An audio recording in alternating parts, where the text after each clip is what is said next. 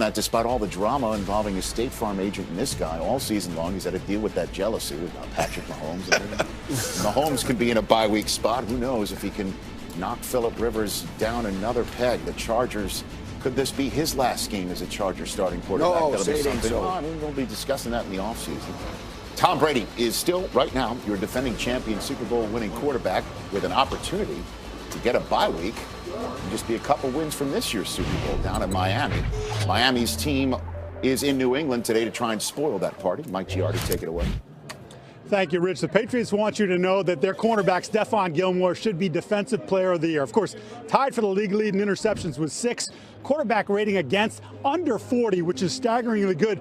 But they're volunteering the information. Julian Edelman said, I play against all the good corners. There's nobody better than I play against than Stephon Gilmore during practice. And Devin McCourty said to me, forget about what he does for our defense, which is substantial. He goes, the fact of the matter is we put him on the best guy every single week, and he makes those guys disappear. What's more valuable than that?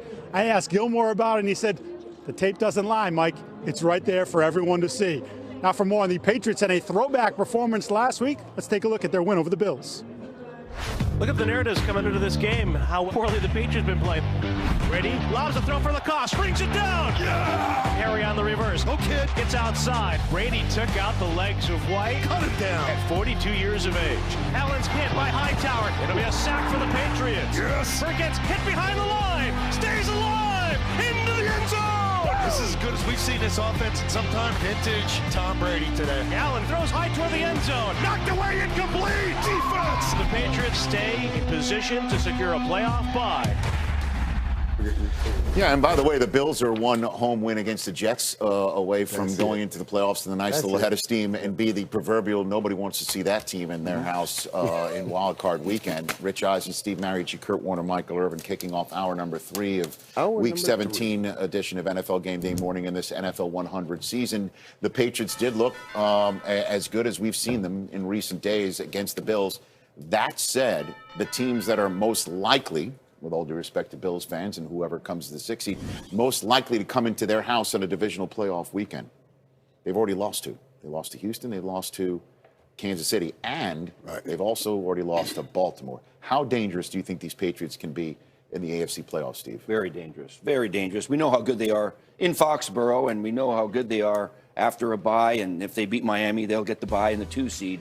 But, you know, we had a good glimpse of this team, where they are right now, and that was a quality win against the Bills. That's a playoff team. That's a very good team, very physical team. And so I don't want to play these guys in the playoffs because they know how to win. They know how to do this when the pressure's on, and they're starting to gel. Everybody on this team is now starting to contribute on offense and defense and all those other receivers. This is a very dangerous team right now. I don't care if it's the Chiefs or Houston, who already beat them the second time around, man. They prepare meticulously.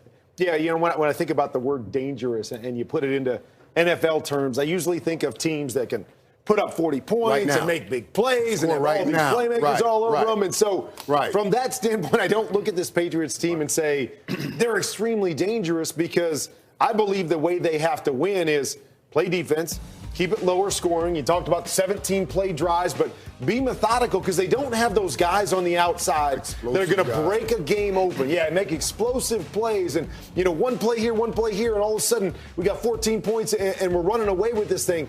I believe every game is going to have to be close, and they're going to have to make the plays down the stretch. With that being said, Bill Belichick, Tom Brady, in close games, nobody has ever been better in our business. So, not dangerous necessarily in the way that they're going to play or beat you, but dangerous from the standpoint that those two guys together at playoff time, they have to scare every team that they play, no matter where, no matter who, no matter if you beat them before or not.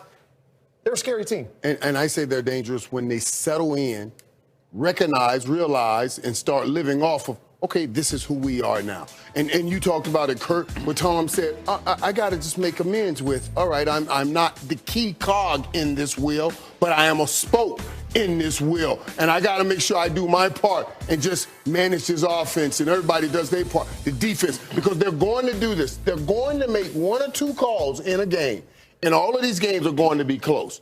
And no one in the world is better at making those 1 or 2 calls that Bill Belichick needs to make, or making those 1 or 2 plays that Tom Brady needs to make to win a football game in the playoffs. And they can do that against any of those teams. And that was one of the fascinating things, again, when we were talking to Tom last week, is he went back to those 3 losses you talked about against Baltimore and Kansas City and against the Texans. And he pointed out one play. Well, there was a, onside kick. If we would have just got that, then it changes. Or the last play against the Chiefs. And so, that was already going through his mind. So in their mind, we played all these teams, and we were 1 play away in their mind, we from can beating every one of them. Right. So we can fix that one play, that playoff time, and win. You just saw on Friday night in the NFL 100 series about how Belichick uses a moment when he was a defensive coordinator for the Giants against the 49ers and Joe Montana to tell his defenders to be situationally ready in a 2-minute drill when there's a fumbled snap and they don't have any timeouts leading to a fire drill.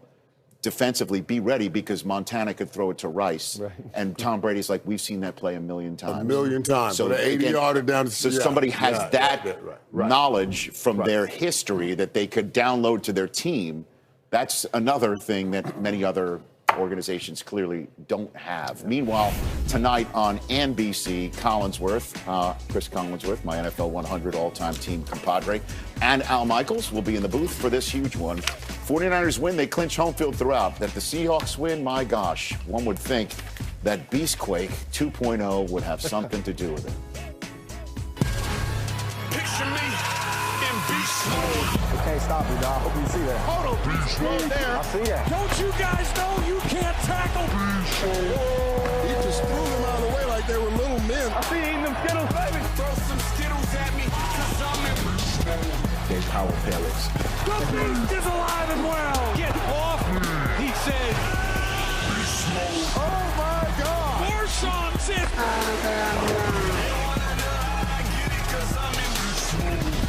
It's a great feeling to be back.